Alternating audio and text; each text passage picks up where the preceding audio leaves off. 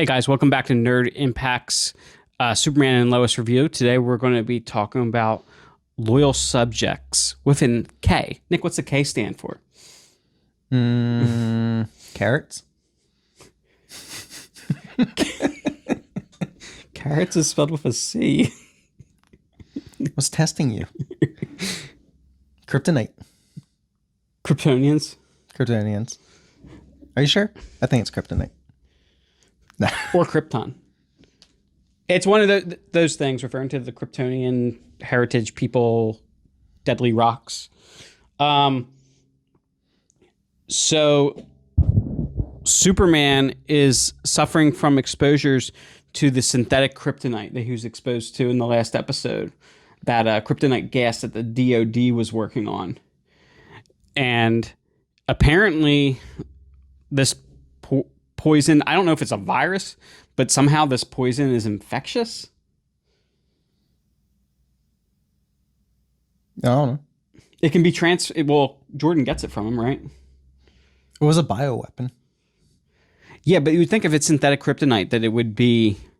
But you don't know what they put it, like, what they added to it. Right. So it's synthetic. It's synthetic as far as the effects, but maybe this form of kryptonite's biological, I guess. Yeah. No, that's what I'm thinking. So Superman is suffering from exposure, and he passes it to Jordan. Jordan's trying to help Sarah with her audition, or with her. Well, it's no longer the audition now. She's going to be doing the talent show, and they're practicing, and he starts sneezing. And it's not boogies coming out of his nose. What is it, Nick? He's freezing his hand. He's got little boogiesicles hanging from his hands after he sneezes. And then he starts, like, I guess he's almost, well, he's not emitting heat because heat is the absence. I mean, he's not emitting cold because cold is the absence of heat. But he starts, his room becomes like a cooler. You know, he goes home, his parents walk in, and it's freezing in the room. So his powers are out of control. And Superman needs to take him for a little Kryptonian therapy at the Fortress of Solitude. Mm-hmm. So then, yeah, they Superman puts the Sunstone in the pedestal to summon Dr. Holograms again, and Dr. Holograms explains it as, so Jordan's lungs are filling with liquid, and he's compressing it, and the the compression is like a condenser and making it cold. Mm-hmm. So that's how his ice breath manifests. Yeah, and one of the other main stories we got going on here is just the ongoing thing with Edge's turning people into Kryptonians, as we now know, somehow instilling actual Kryptonian consciousness within them. What else we learn in this episode is that they are not necessarily aware of the presence of the Kryptonian consciousness.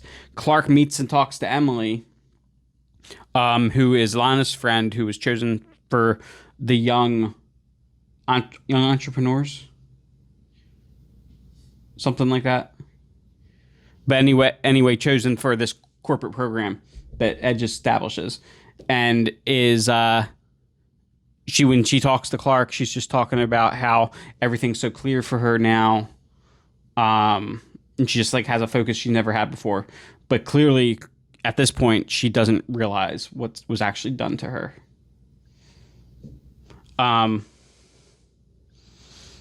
So yeah, and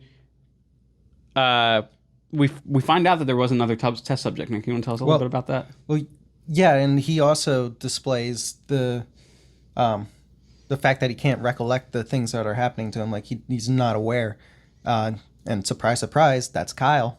I think we could all see it coming, though. But actually did come as a shock after we thought Edge was gonna get Lana into it, but she actually got out of there with was it a no, or I'll think about it? Yeah, I think she said, I'll think about it. But you know what I actually thought was going to happen? I thought that Lana was going to go in thinking she could make a stupid decision to say yes, go in thinking she could acquire more information on what's going on. And then Kyle was going to end up having to be the one working with Clark and Lois to get his wife back. I think that would have been more interesting. Yeah. That would have definitely been a better story. Yeah. Nick, there was something major in this episode that related to the possession that you and I didn't like at all. Yeah. You don't need the collective thinking should not be that a possessed person needs to have an augmented voice or two voices transposed on top of each other. Like, where... I'm just still trying to wrap my mind out how two people in one brain somehow changes the vocal cords or adds to vocal cords. Well, I guess you would use it differently, but you shouldn't sound like you're speaking through a voice synthesizer. Yeah. So we weren't a fan of that, and like Nick said, that's a common thing in Hollywood apparently. That when somebody's possessed, they need to speak in some weird augmented voice. But anyway, rewind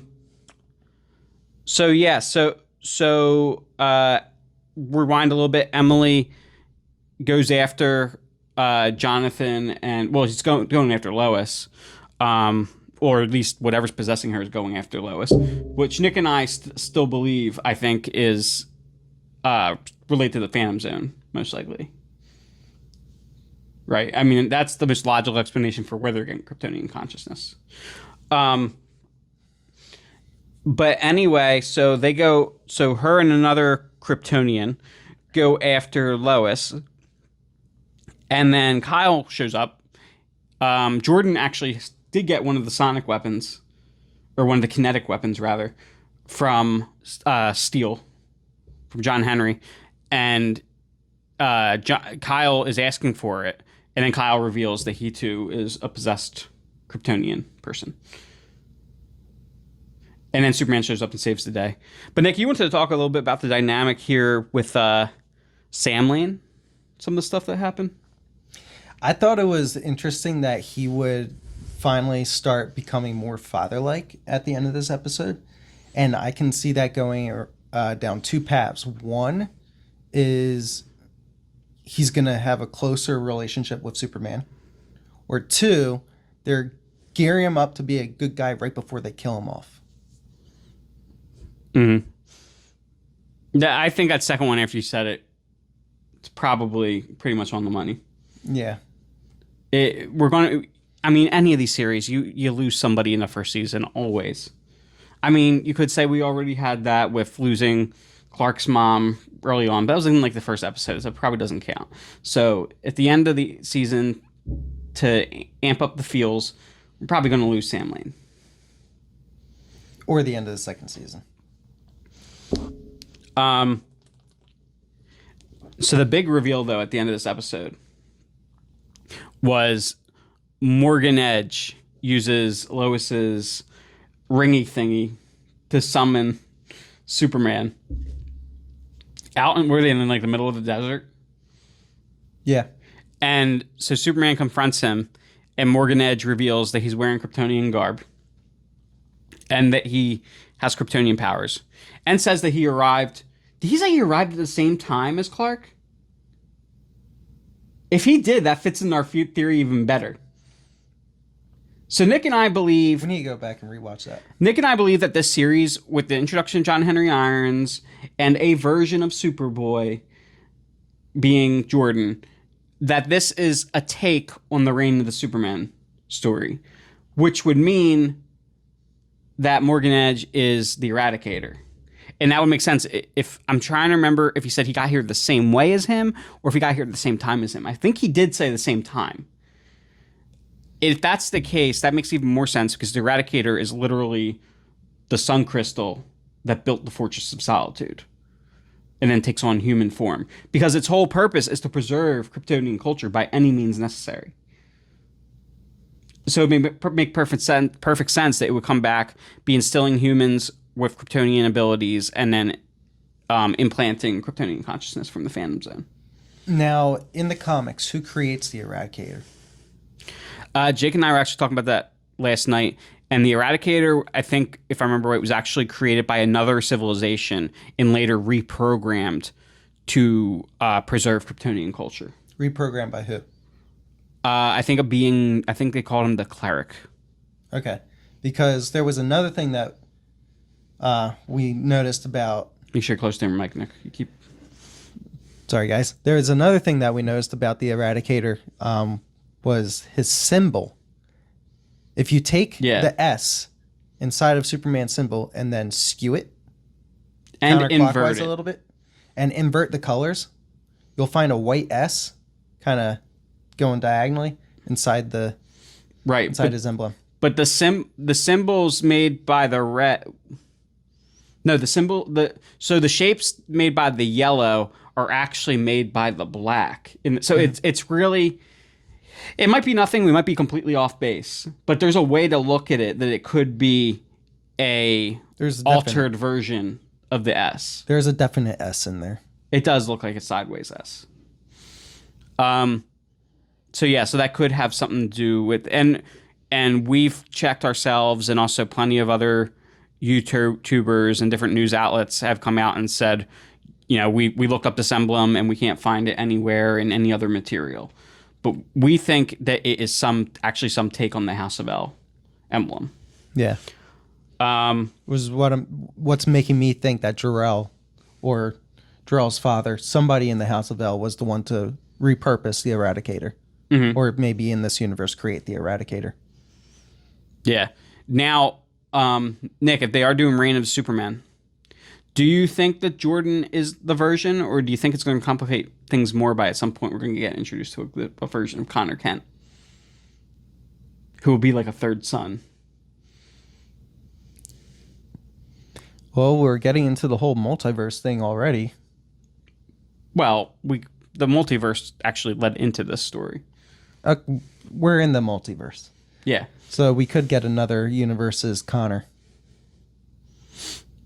That would be a way to do it. Maybe Superman, before being turned on his people or whatever happened to him in that universe, actually had a son of his own that was Connor. That would be kind of interesting. The other thing I thought of is, they really goofed up Hank Henshaw, the cyborg Superman, in Supergirl. But I'm glad I didn't watch that series. But he's part of the Reign of the Superman story arc too. So I wonder if we could get... You can. Crisis. Oh yeah, Crisis can just explain everything away. Yeah, blank slate. So maybe we will get yet another version of cyborg Superman that will actually... You know what? Maybe that Superman from the other Earth, because they said their Superman was good at one point. Mm-hmm. What if he died or was captured? They didn't even know, and that's a robot. It's a cyborg. That could be cyborg Superman. Yeah. Anyway, guys, hope you enjoyed the episode. Tune in next week as we review the next and all future episodes. I think we're getting down to the wire here. I can't remember if this was episode 8 or 9. I think it's 9. Which would mean we would have 6 episodes left for the season. So don't forget to tune in, like, comment, subscribe on Facebook and on YouTube. And until next time, stay nerdy.